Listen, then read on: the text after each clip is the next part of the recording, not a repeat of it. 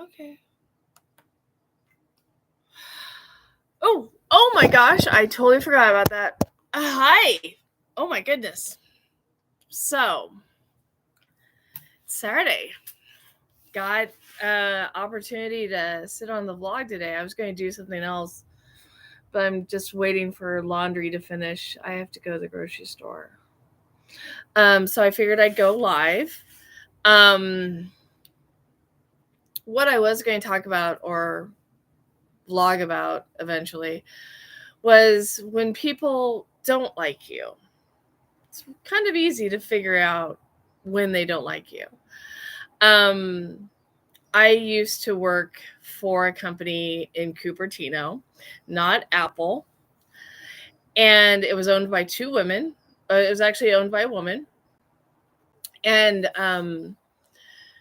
it was two women that ran it, and one of the women just didn't like me, and it was, it had nothing to do with my competency to do the job. It had nothing to do with the way I worked. It had nothing to do with anything more than the fact that she just did not like me. And I let's review what I did. I showed up on time. I did what was asked of me. I left on time. I was willing to work. When a task was given to me, I didn't say no to it. I showed up on time. I did my job. I did the task that was given to me. And that was a really big bird. I did the job. She did not like me, whether it was because I was overweight, whether it was because I was Caucasian, whether it was because I was blonde-haired and blue-eyed, whether it was because I wasn't thin, whether it was because I didn't have a college education. It had nothing. It didn't matter to me why she didn't like me. Because I still got paid, I still came into my job, and I still worked with other people. And it became pretty evident towards the end. She did not like me. She was biased against me. And I thought, wow, I'm sorry that I'm not the person that you want to work here. But she didn't fire me either. She never gave me a task that I couldn't do, and she never voiced it out. She just didn't like me. And it's okay that she didn't like me. It didn't change anything for me. I still worked. I still got my job done. I still paid my bills. What annoyed me was how she would manipulate a situation of my workplace so that I would eventually leave. One, I never got a raise until they hired an actual HR person. And that's when I learned that everyone got basically was paid, I think, $20. I think when I left, the lowest paying person was still making $20 more than what I was getting. She would, we had a proximity alarm and a perimeter alarm. And the alarm was over my head where I was located. She would never give me the code to turn off the alarm or to silence the alarm. She never gave that to me. She always gave it to somebody else because she didn't believe or trust me, even though I had not exhibited anything that was not trustworthy or believable. And she couldn't prove it either. The third thing she did was when there was an opening, the actual owner of the company kept on wanting to move me up. And because that would justify the pay increase, that would justify my standing. And she never allowed the training to happen so I could move into another higher paying position. She never approved that training. Even though I was learning everything to do that. And it was interesting because the owner of the company would ask the senior salesperson to train me to do this position. And the person that didn't like me, the VP for whatever reason, would tell that salesperson not to do the job, not to train me, would give them a task that would make them too busy so that they couldn't train me. So then this CEO then would ask another salesperson, and that person, knowing the VP didn't like me, would refuse, would say, I can't do it. I don't want to work with her. I don't want to train her. I don't think I'm qualified to do it. So then it was my 3rd year anniversary at this company. And I was at my limit. I had heard some disparaging things. I don't know what's going on. So at 3 years, I had heard some disparaging remarks about me from the VP about me. I checked in with somebody that did the work in there, and he's like, yeah, it's okay if you left. And it may be good for you to leave. So then I went into HR. I asked for a separation of employment, or could we work on a separate? I'm thinking about leaving the company. And it didn't take 10 seconds for that HR person to message the VP and the VP to say, let her go. So basically I went into HR, asked for separation of employment, and I was let go. That I left that day, and I didn't come back to work the next day. And it was actually the next day was somebody's birthday, and sadly, I had to leave. But why would I have stayed? And also the fact that HR directly reported to this VP, and the VP's like, get rid of her. It's okay if she goes. Told me that, one, the CEO can like you, but somebody else in the company can't like you. And so when that happens, and it does happen, you end up working with people that you're not thrilled to work with. But when somebody purposely works to get you fired or get you to quit, that's wrong. And that's why earlier this year, when I learned that somebody had gotten a job at one of my other former employers in San Francisco, and they were getting yelled at daily, there was no reason for the yelling, first off. 1, the person was doing the job. 2, the person was showing up to the job. 3, the person was being told to do the job and wasn't being told that they were doing the job wrong. They were being yelled at while they were doing the job. So whether it's a deep-seated bias, whether it's, I asked a family member to do the buy me a coffee thing, and they were like, I'm so offended. It's interesting when you learn people just don't like you, and sometimes it has nothing to do with you. It doesn't have to do with, just like with the one in Cupertino, the employer in Cupertino, one, it didn't matter that I was white. It didn't matter that I was overweight. It did not matter to this person what I did or didn't do. They just did not like me. And I think the same thing happened in San Francisco, where the person was yelling at this person. They just didn't like me, like that person. And they can't admit that bias. Now, right now, unfortunately,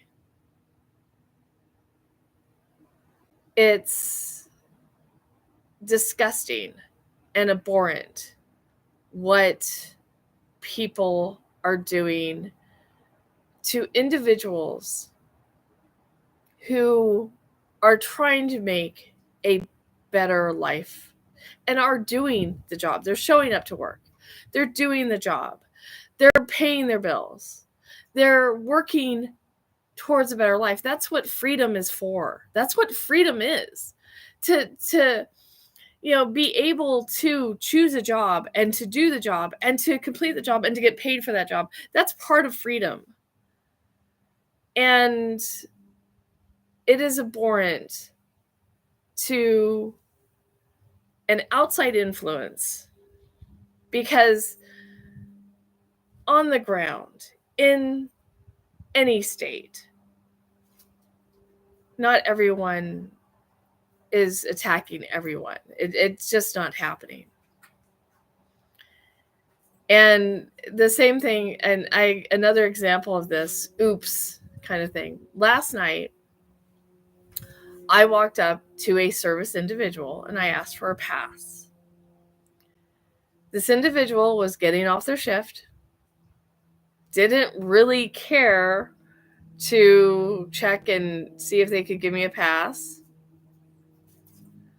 and wouldn't do it. And it had nothing to do with the fact more than that person was getting off work and didn't want to look it up, didn't want to do the work. I could hold it against that person. I could say, hey, this person wasn't doing their job and so and so and so and so. But I'm not. I don't have to. Again, I don't need to. And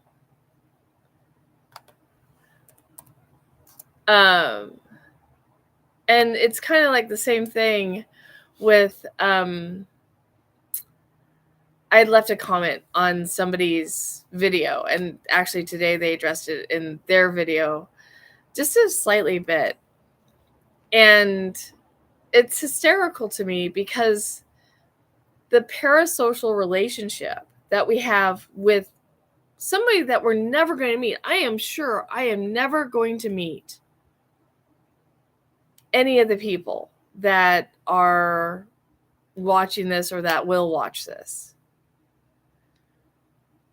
And the, for lack of better word, investment that people take in learning about what I'm talking about, or watching this video, or finding out about Buy Me a Coffee, or what's going on in San Francisco Bay Area, which, by the way, I'm sorry to tell you again, Louisiana and Oregon and some other places, it's blue sky and sunny.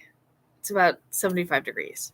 And that's why I live here, aside from the fact of pay and so forth, as I spoke about earlier. But the trick of the matter is that there's going to be people that don't like you. It is hard sometimes. I mean, oh my gosh, there's somebody that I idolized this person. I thought, oh my gosh, this person's a really great person. They're talented and all this stuff.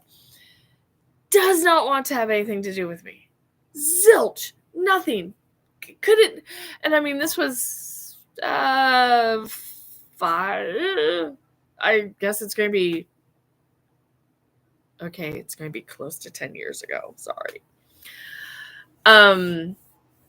But I'm going to say 8-10 years ago, I was fascinated and enthralled and supported and believed and just wanted to, like, I know this person and I would be great friends. I actually met the person. Could not have been farther from the truth if I had written it down and put it in a theologian's hands and called it a Bible. The individual one was very offended, surprisingly, by my fandom. 2, extremely protective, extremely protective. Did not want to have anything to do with, even though we lived in the same area. This individual, I think, still lives in the San Francisco Bay Area. This individual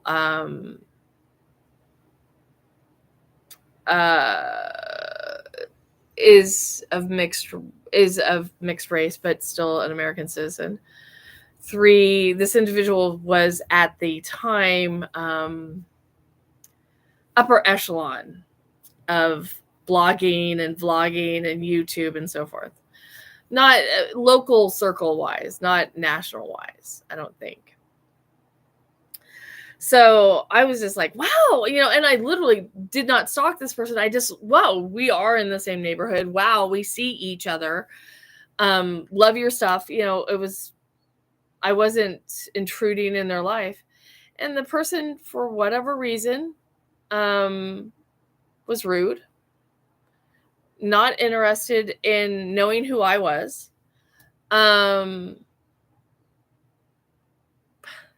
Sadly, sent to me a link to buy their stuff and launch their clothesline. And I was like, you were so rude to me. Why would I buy something from you? Please take me off your list.